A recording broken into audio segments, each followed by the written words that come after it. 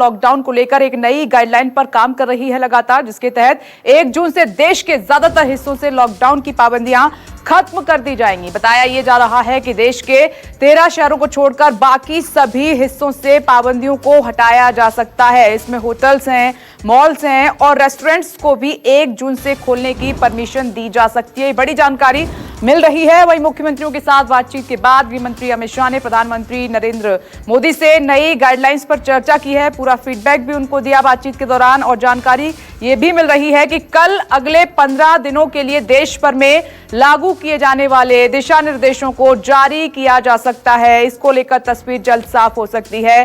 मेरे सहयोगी प्रशांत देव लगातार बने हुए हैं। प्रशांत, अब पूरा जोर है गाइडलाइंस को लेकर कि लॉकडाउन 5 में क्या राहत मिलेगी और कितनी सख्ती होगी?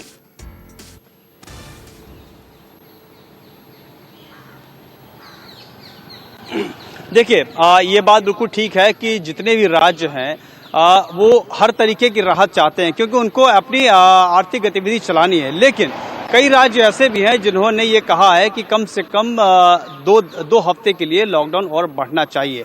तो अब ये माना जा रहा है कि जो सबसे ज़्यादा रेड जोन्स, कंटेनमेंट जोन्स हैं, जहां ये बताया जा रहा है कि पूरे देश का 70% संक्रमण सिर्फ उन्हीं शहरों में है, उन्हीं इलाकों में है, उन्हीं कस्बों में है।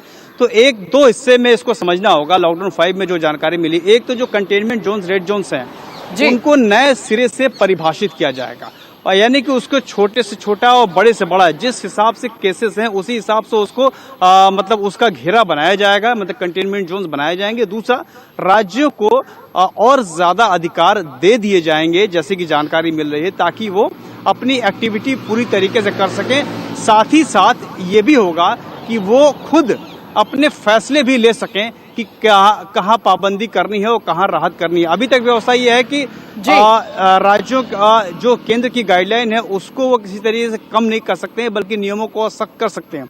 लेकिन ये माना जा रहा है कि राज्य को चूंकि सुचारू रूप से अपने राज्य में सभी तरह की गतिविधियां चलानी है, तो उसको लेकर के उनको और अधिकार दिए जा सकते हैं। लेकिन जो 3 मुख्य बातें हैं, वो जो इस वक्त जो फीडबैक सभी राज्यों से मिला, वो ये है कि कंटेनमेंट जोन उसको नए हिसाब से परिभाषित करना, राज्यों को नए अधिकार देना, और सबसे बड़ी बात जो तीसरी है वो ये है एक राज्य का दूसरे राज्य से समन्वय।